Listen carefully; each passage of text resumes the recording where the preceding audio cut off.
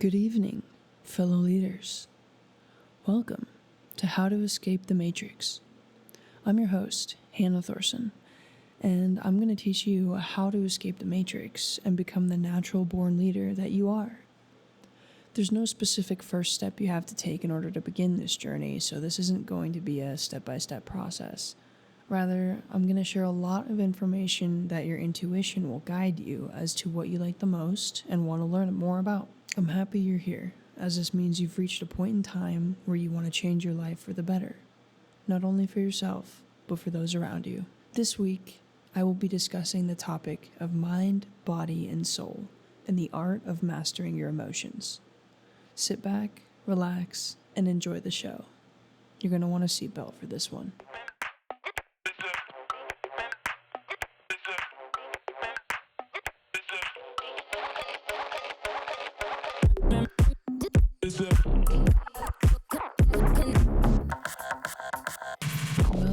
Well. This is my first podcast, and I'm a little nervous, not gonna lie, but I'm excited. I've been wanting to share this stuff with my friends and just the world for quite a while. I'm finally doing it. I was kind of going into this with I was going into this with the idea that I wanted to sound like I knew what I was talking about. And I do. Don't mind my dogs if you hear them. I do know what I'm talking about, but I guess I wanted to make it sound like, I was credible, and I wanted you to have the resources to know exactly what you need to do in order to get to where you want to go. But everybody's a little different in how they learn and how they grow and where they're at in their journey. Some people are going to take this information and be like, oh, what the fuck? I don't know what you're talking about. And there's going to be other people that are like, oh yeah, I already know this, but there was one thing that you said that helped me. So I'm going to basically, instead of coming at this from a scientific and like you do this and this to get this kind of way, I'm just gonna kind of tell you my experience and tell you what I believe in, and hope that whatever I'm saying will guide you in the right direction. So with that being said, let's start. All right. So you are a 3-part being: mind, body, and soul. And I have a little secret for you. You're not actually your mind. You just have a mind. You're not actually your body. You just have a body. But you are your soul. That is the real you. Now, this might sound a little confusing, but here's what might put it into perspective. When you ask the question, where did the world come from? Where did space come from? Where did the universe come from? You don't really have an answer, right? So apply that to, where did the first person come from?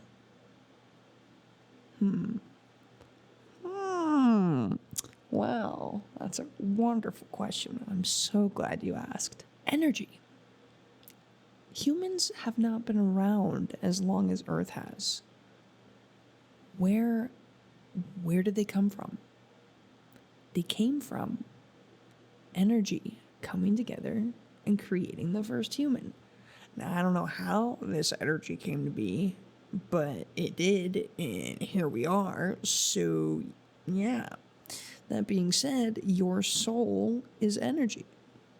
If you've ever been around somebody who's passed, you know that they're gone. You know that they're gone, and you can feel the absence of their soul. That's because their soul's departed from their physical self, their body. You ever walk into a room and you don't see anyone, but you can just feel them there? That's their soul frequency. That's them. So that's you. Now, what gets even crazier is we all share the same energy, but we all vibrate at different frequencies. This gets into what Nikola Tesla said, that one quote that's like, if you want to genuinely think in terms of the universe, you got to think in terms of vibration, energy, and frequency. So that's kind of where this is coming from in a way. So we all vibrate at different frequencies, but we technically share the same energy because we came from the same energy. Sometimes two people can share the same frequency. And that's called a twin flame. I can get more into twin flames if you want to know more about them, but it gets crazy. So think of everything that I just said like this. There's the ocean. Think of that as source, the all-encompassing oneness of existence. You scoop the ocean source into a cup. Now you have spirit. Everyone shares source and spirit. But if you put food coloring into that cup, you just made that cup unique. And now you have soul. The uniqueness of you. You ever wonder where you get your ideas from and why you have similar ideas to other people?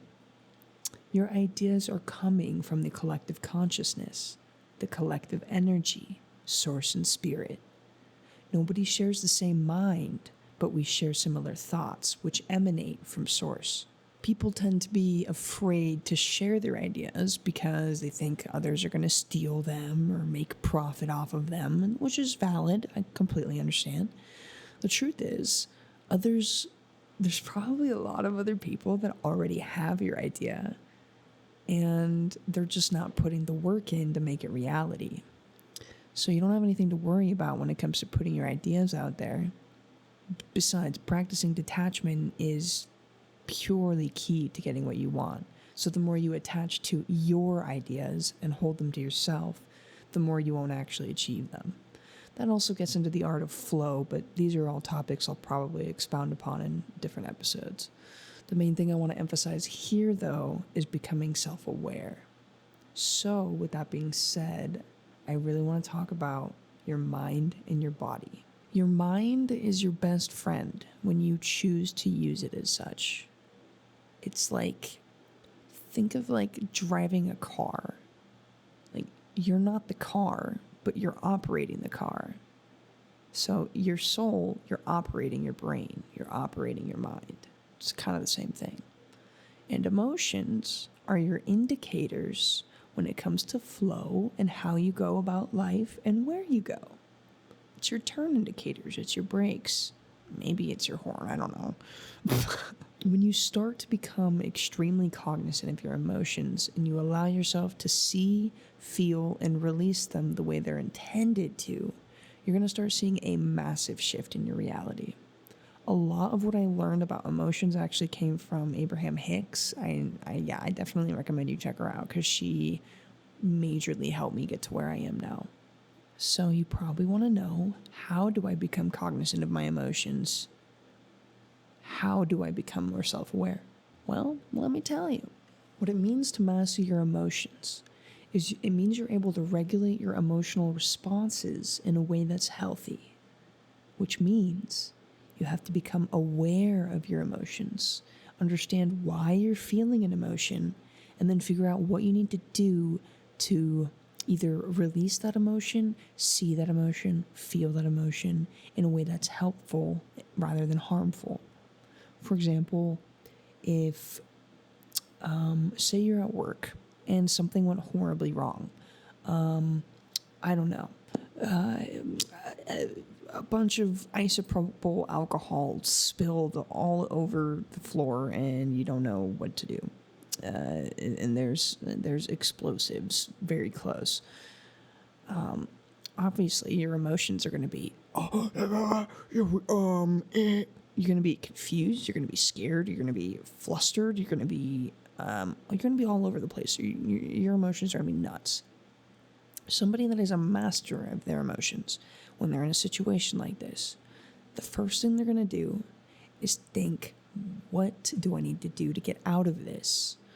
It's a lot about managing stress. A lot of what happens in the world when it comes to challenges and problems and sudden instances, even if they're not bad or good, these challenges and these sudden moments are not meant to bring you backwards. They're meant to give you a lesson. They're meant to help you evolve. Emotions are not against you, they're for you. You're supposed to get angry. You're supposed to cry. You're supposed to get sad. You're supposed to get jealous, because when you feel these things, you're supposed to learn why you're feeling it and what you can do to not feel it anymore, because you're technically supposed to always feel happy. That is your goal. Your goal is to find that inner happiness and that inner love within yourself, and constantly strive to feel that way. And when things in your life send you into the lower vibration emotions of sadness, anger, jealousy, all that, they're not bad emotions. You're supposed to feel them, and you're supposed to learn from them. And so one way you can do this is become mindful when they come up. Notice your thoughts and your feelings and your bodily sensations, and don't be sad. Don't judge yourself when you're feeling them. You feel it and you think, why am I feeling this way? And what can I do to change it? If all this isopropyl alcohol is around here, and there's a fuse 2 feet away, I'm about to explode. What are you gonna do? You immediately think, oh, I'm just gonna go turn the power box off. All right. And then you might think to yourself, oh, I've got to clean this whole mess. It's not a mess. It's not a mess. Just go get some paper towels, spend 3 minutes out of your day to clean it up, and you're going on about your day. There's nothing to be angry about. So, some ways that you can manage your emotions when you have those hard ones or difficult emotions is deep breathing. You can visualize. You can engage in things that make you happy, make you feel relaxed. The one thing that helps me is music. There's a plethora of things that you can do to manage those emotions and to feel and release them so you can move forward and genuinely learn and grow. So there's a lot of people mistake processing emotions with detachment. And a lot of people don't have the ability to process emotions quickly. Detachment is key in some areas, but in other areas, detachment people relate to as numbing, and that is completely different. You don't want to numb yourself to your emotions. That's not what you're doing here. What you're doing is you're learning what those emotions are coming from and what you can do to solve them. Something that I went through recently, I needed to confront my father and his fiance about making fun of my spirituality and how I perceive the world. Whenever I'd bring it up, they would make fun of me, or they would make me feel bad for my beliefs. If they didn't, it wasn't always intentional, but it would happen. It would happen, and I felt sad. I felt dismissed. I felt upset, and so I was like, all right, I'm feeling these emotions. What do I need to do to change it? And so what I needed to do was confront them. And I confronted them in a loving way, being like, hey, I feel like, you're making fun of me for what I believe in. And I don't desire to be in this situation, in this environment where I'm surrounded by negativity and where what I believe in is being made fun of. I think everybody should believe in whatever they want to believe in, because you're human, your soul, and this is your life. This is your reality. This is your experience. Nobody can tell you anything otherwise. And they took everything very poorly, and it ended in physical, spiritual, and emotional violence, and I had to leave. But had I not stood up for myself, had I not confronted myself and went deep within and tried to figure out how to release those emotions and to release those feelings in a loving and positive way, I would still probably be in that house, and I would still be surrounded by that negativity. So, that being said, to wrap everything up, the way that you master your emotions can improve your relationships, and it can improve the way that you go about life. It's going to help you better understand your own emotional needs, and it's going to help you go through life a lot easier and you're going to be noticing things a lot more. When you become more self-aware, it's not something that's like easily explainable, but when you become more self-aware, you just see things around you more, and you notice how you're reacting to those things around you. Once you start working on your reactive like nature, and you stop caving into your emotions as soon as you feel them, but you just think, oh, I just became angry, or oh, I just got sad. Why? And then you just keep questioning why until you get to the root cause of why you're feeling that way. So, for example, you might think like that the isopropyl alcohol it's making you angry because you have to clean it up. Okay, well, why am I angry? I'm angry because I made a mess and I don't want to clean it up. Okay, well, you dive deeper into that and you're like, well, I don't really need to be angry about it because it's only going to take me 5 minutes to clean it. And if it only takes me 5 minutes to clean it and I can just move about my day, I'm literally going to forget this whole incident in the next 10 minutes. Why am I going to choose to remain angry? And some people might even, like that one incident, you might like dwell on it for the rest of the day. You might be like angry about it, but there's no need to be angry about it because it was an experience in that moment. You went through it and you can move forward. So yeah, to kind of wrap things up, when you master your emotions, you will improve your mental health, you'll improve your relationships, you'll improve your quality of life, you'll be able to manage stress better, you'll be able to communicate better, you'll be able to make more rational decisions, and yeah, you will overall just be able to handle your life in a better way and actually shift your reality to what you desire. Because the happier you are, the more good things will happen around you. I apologize, my mom is cooking in the background. But yeah, so you are not your mind, you just have a mind. You're not your body, you just have a body. And you are soul. Your soul speaks to you through your emotions. And through those emotions, you learn how to shift your life into a more positive and abundant reality. If you have any questions, I'd love for you to give me some feedback and, put some comments down below. If you have any questions, I'm going to be posting, I think, every week. So, yeah, I'm kind of excited for this. I hope this was somewhat entertaining and helpful. And, I will see you guys in the next episode. And remember, experience does not equal potential. Peace out, guys.